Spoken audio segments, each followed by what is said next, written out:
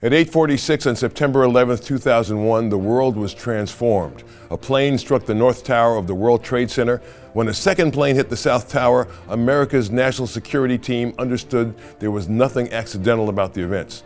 The news quickly reached the ear of the President of the United States as he sat ready to read to a classroom full of students at Booker Elementary School in Sarasota, Florida. The messenger, Andy Card, Chief of Staff to President George W. Bush. From that day forward, Mr. Card witnessed the president's calm, unflinching response behind closed doors and in front of a watching world. On today's State of Independence, we'll explore how a president's faith can strengthen his responsibilities in office and how that same faith inspires unity in the midst of distrust and division. Stay with us.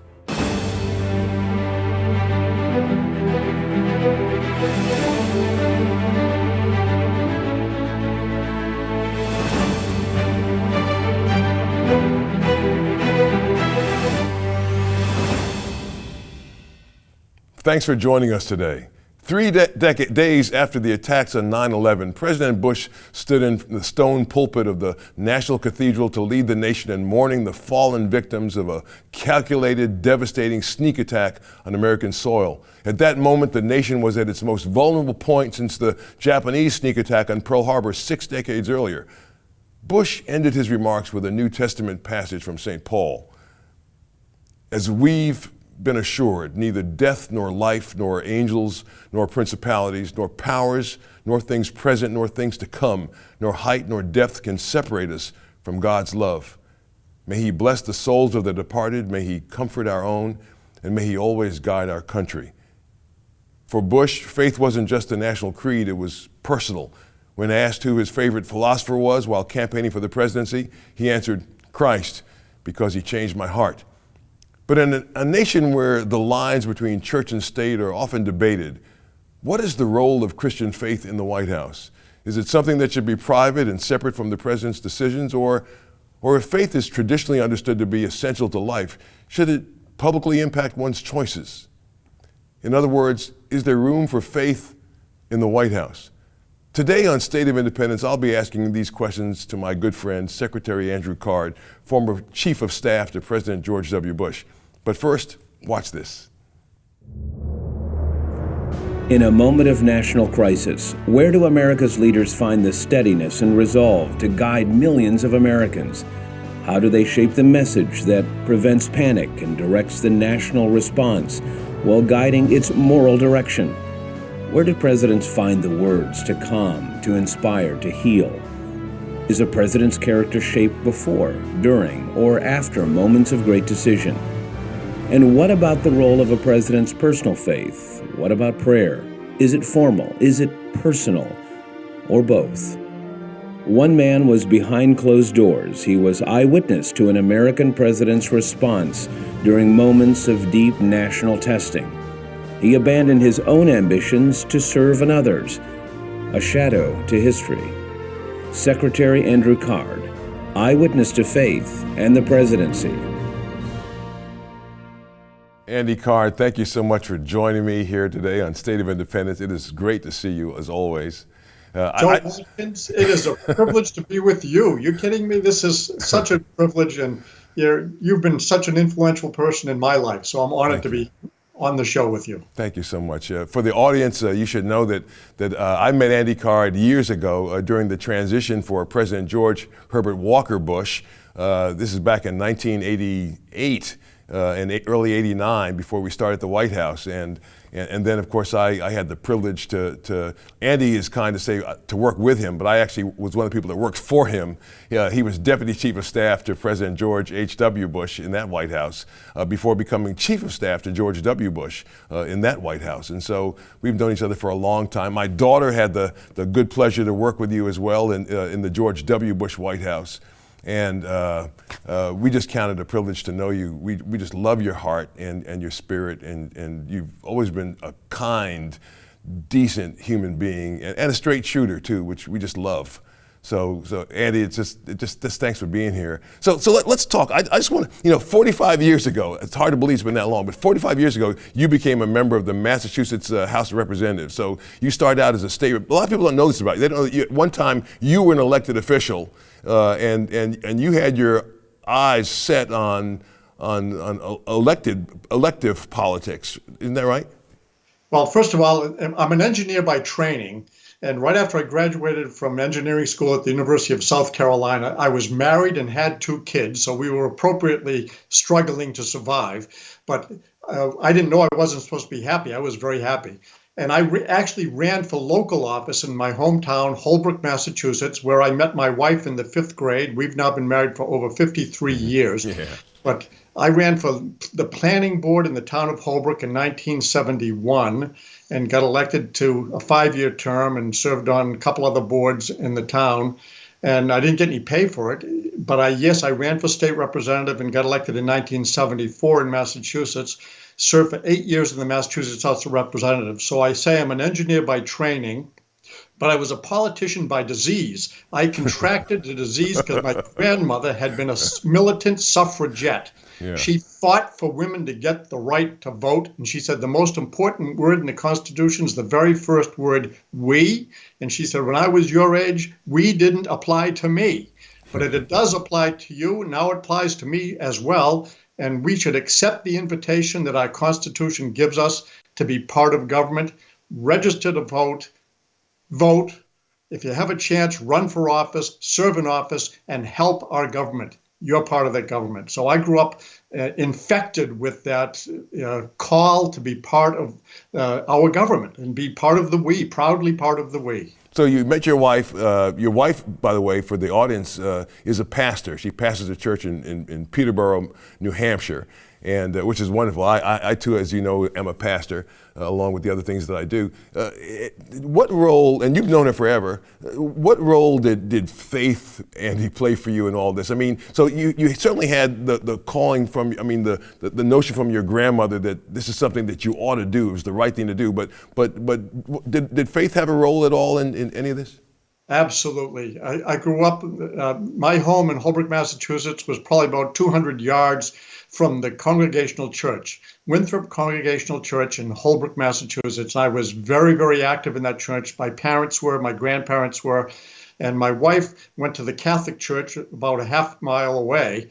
But as we were becoming good friends, and we were great friends long before we were boyfriend, girlfriend, certainly long before we were husband and wife, but she used to come to some of the activities at my church, and I used to go to some of the activities at her church. So faith was part of our growing up together, even though we had very different views on how we practiced our faith. And I would admit there's a lot of people that say Catholics and Protestants can't get along, and I witnessed that a few times, but I married a woman who was Catholic, and now she is a Methodist minister. So her journey in faith paralleled my journey in politics. And faith has been very important in our lives, and it continues to be. But I can honestly tell you, I wake up very early in the morning, 4:08, and people will say, why do you wake up at 4:08? And I said, I wake up at 4:08 because my wife inculcated me with Philippians 4:8. Think of all that is right and honorable and just and positive. Wake up with good feelings. And so we decided we were going to wake up every morning at 4:08, and I did. Lots of my friends say there are other Bible verses that start with 6. That's right. Oh, that's a blessing. Well, so you helped George H.W. Bush in his presidential bid in 1980, and then of course the bug bit you again, and you were a candidate, as I recall, in 1982 for governor of Massachusetts. It was a forgettable experience for almost everybody except for me and my wife, but I did much better than the pundits had predicted, and they had said that I wouldn't get more than 10% of the vote, and I got about 24% of the vote. And so I was, quote, a hidden winner. I can tell you it's much better to be a real winner, right. But I was a hidden winner. But I received a phone call a few days after I had lost in that Republican primary in 1982.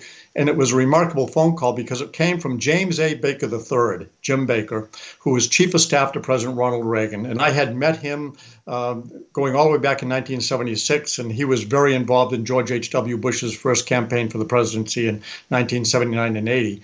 But he called me and asked, after I had lost in this Republican primary, if I'd like to come work for President Reagan at the White House. I accepted that invitation, kind of consistent with my grandmother saying the Constitution has got great invitations in it. Answer the invitation, accept the invitation to be involved. that's what brought me to Washington, D.C., and that changed my life. And I worked in the White House for President Ronald Reagan, first as a special assistant to the president, and then as deputy assistant to the president for intergovernmental affairs. And obviously, I was very close to Vice President Bush because I helped him in that early campaign in 79 and 80.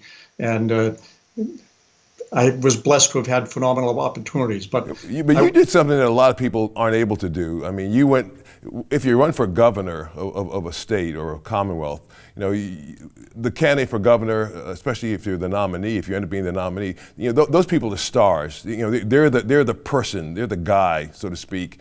And to go from being the star, or at least a candidate for governor, and then to serve a president, I mean, it really takes a special kind of heart to do that. I mean, just like you've known George W. Bush for so many years, and personally, and yet and still when you work for him in the White House, you didn't call him George or W. You called him Mr. President. To this day, I call him President Bush.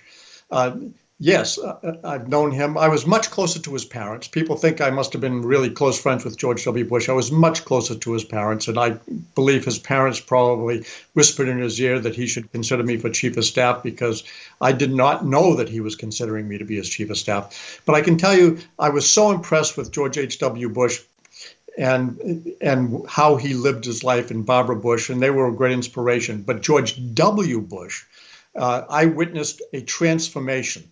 And I like to say he's one of the most disciplined men I ever met. And that when I first met him, most of the discipline was coming from his mother. Right. I witnessed how he accepted self-discipline after he enhanced his relationship with Jesus Christ as our Lord. And he went to Bible study. He found a right path. And I can tell you that I was so impressed with the discipline that he had to find strength through faith, as he had to be making unbelievably challenging decisions as president. I have to tell you one thing, Andy. I worked in that campaign in 1988 for President George H.W. Bush as well. I was just one of the people, nameless, faceless people working the campaign. But I remember seeing George W. Bush, who was working the campaign, very serious, very hardworking, very much on message and point for his father in that campaign. But in 1988, if you had queried anybody at the campaign, or even national Republicans, about who might emerge, in a couple of cycles as the next nominee for the presidency of the United States, who there would have said George W. Bush? I think nobody, right? Nobody. If they had mentioned any other Bush name, it would have been Jeb Bush. Exactly. Yeah.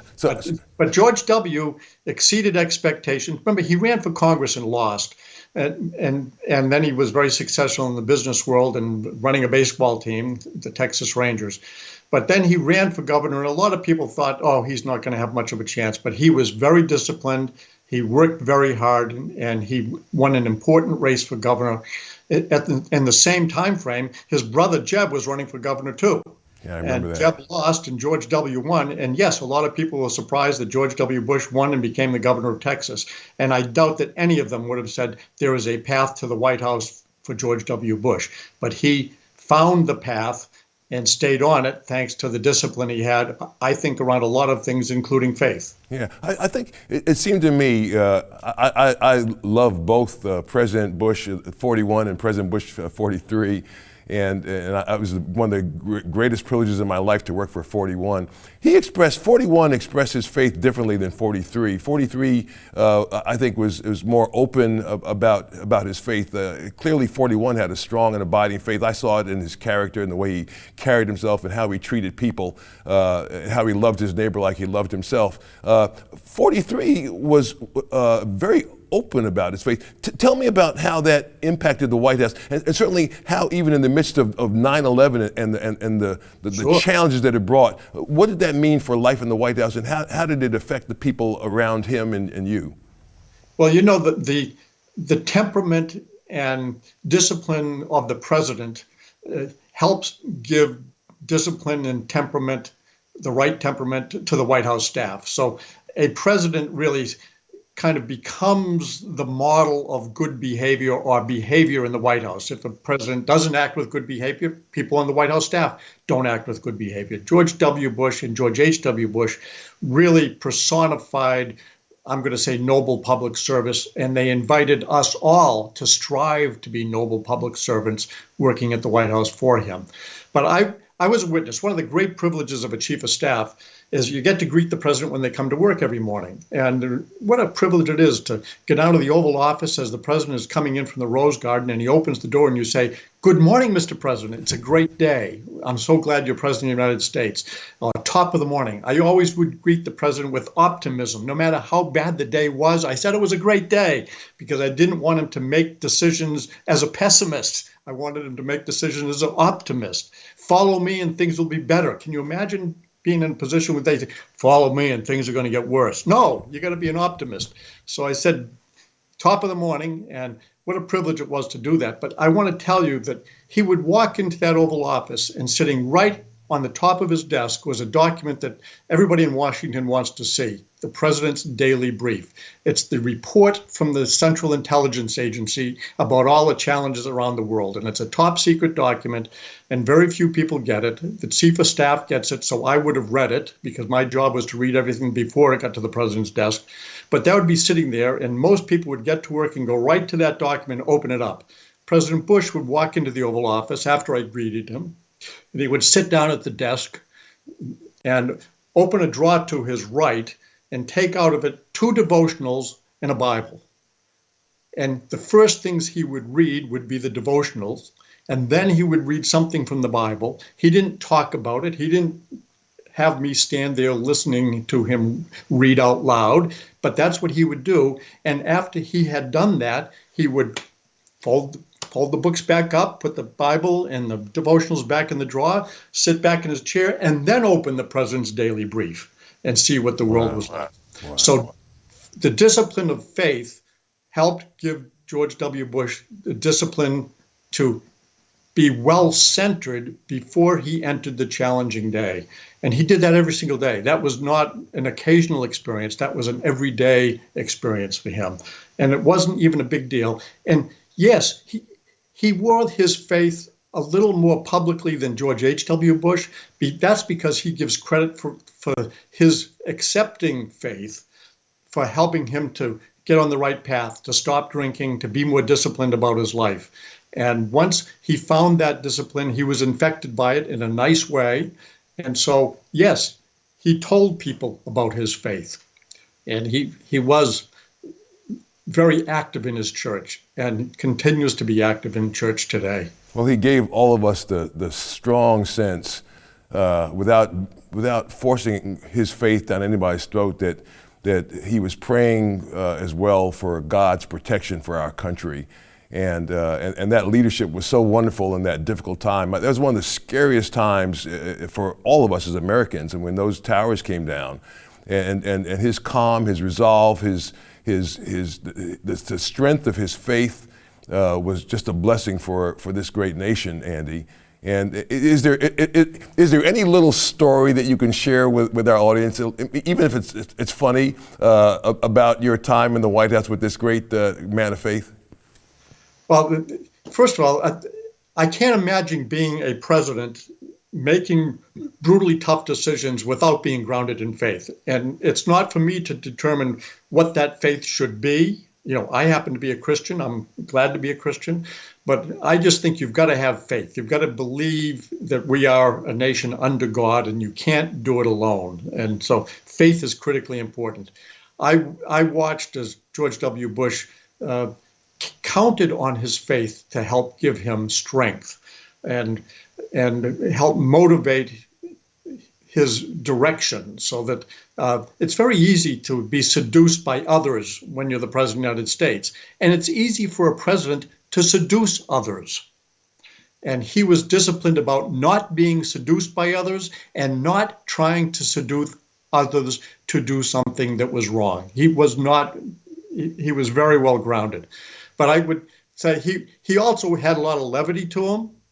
And he knew that during times of stress, sometimes you also need to have an opportunity to laugh and to and to tell a joke or be, heckled or something, just making it fun and human, and he did. But I will tell you, on 9/11, he was so disciplined. I whispered in his ear and I said to him, a second plane hit the second tower, America is under attack. He did not know about the second plane. Before he walked into that classroom at the Emma E. Booker School, he had been told it appears a small twin-engine prop plane crashed into one of the towers at the World Trade Center in New York City. That's what he was told before he walked into that classroom. I was then told it wasn't a small twin-engine prop plane, it was a commercial jetliner. Oh my gosh, another plane hit the other tower. I had to make a decision to tell him. I made a decision not to have a conversation with him, but to pass on two facts and make one editorial comment and to do nothing to invite a conversation, because I presumed there was a boom microphone hanging over his head and I didn't want him to have a conversation with me in front of the media. I also knew he was sitting in front of second graders and a press pool. And I was very impressed that when I came up to him and said a second plane hit the second tower, America is under attack, he did nothing to introduce fear to those young second graders, and he did nothing to demonstrate fear to the media that would have translated it to the satisfaction of the terrorists all around the world. And instead, I think that was the day he realized the great responsibility that he accepted when he took the oath to be president of the United States, to preserve, protect, and defend. That's the oath. And yes, he came to office thinking he was going to be a president focused mostly on domestic issues.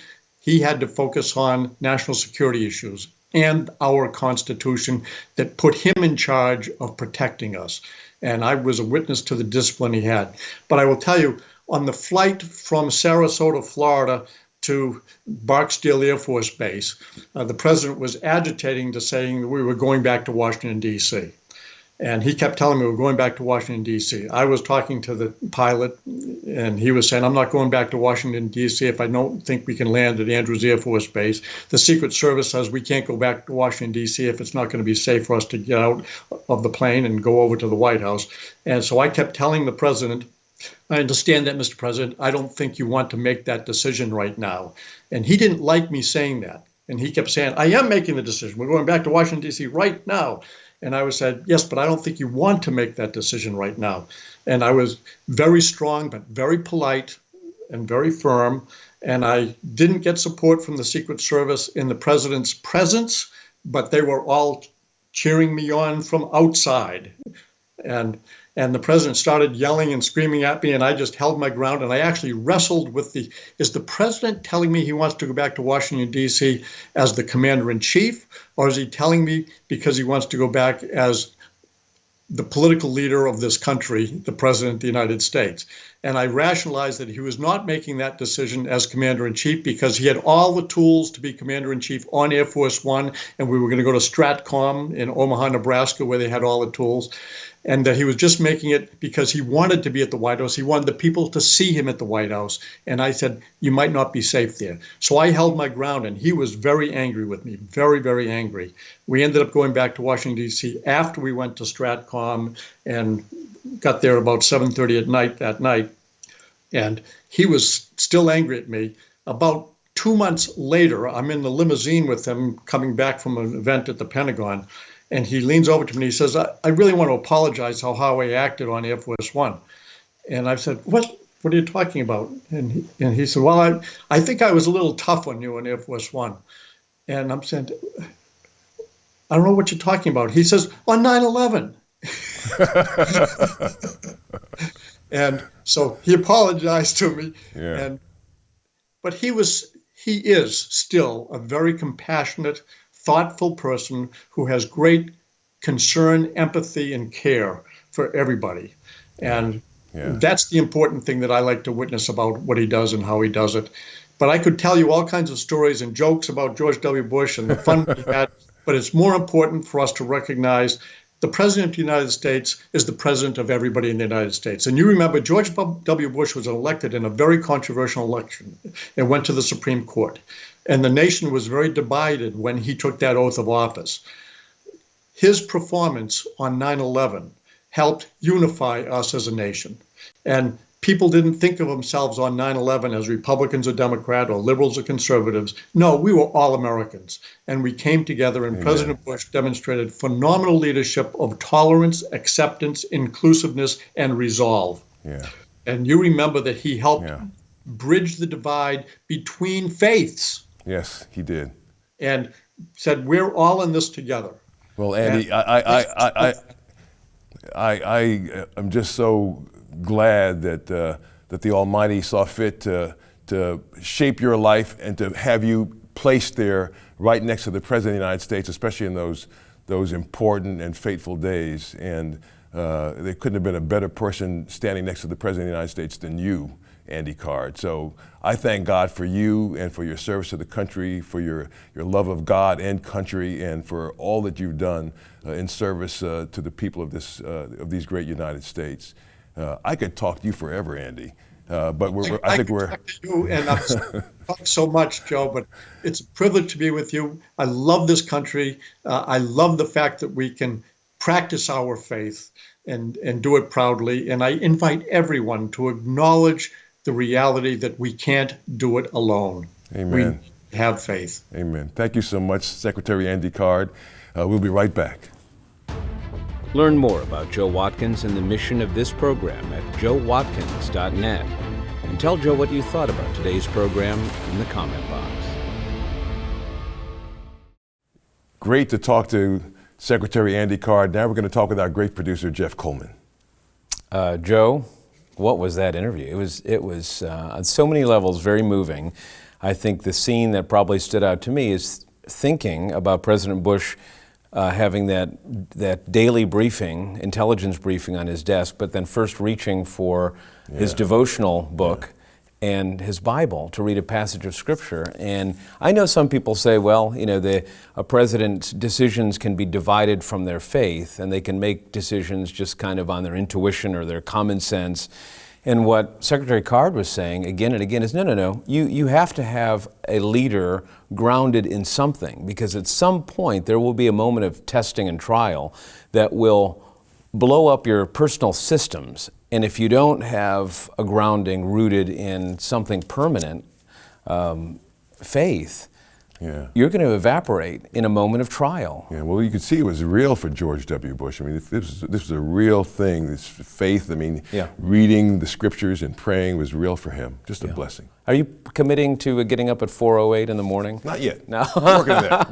Well, we'll see where that goes. Well, I mean, that was amazing, too. I was taking a lot of notes, and what an encouragement, I think, in a time of when we're looking towards the inaugural of what does this next presidency look like the next 4 years. We do want that president waking up with people surrounding him who are like Andy Card. Absolutely. Well, this is great. Well, thank you for making time to be with us in State of Independence. Each week we try to find ways to help you in your own life, learn how to trust God more deeply, to love your neighbor more fully, and to become a light in the darkness. If you have a minute, drop me a line in the comment box at joewatkins.net. I see every one of them and I'll respond. Special thanks to my friend Secretary Andrew Card for the life of service to others and faith that has inspired so many to follow in his footsteps. Until next time, God bless you, and thanks for watching. I hope he writes a book. Who, Andy? Yeah. Oh, that would be wonderful for the family. He wouldn't do anything to embarrass anybody, especially not for money. Joe Watkins' State of Independence is a production of Lighthouse TV, positively different. Made possible in part because of the support of viewers like you.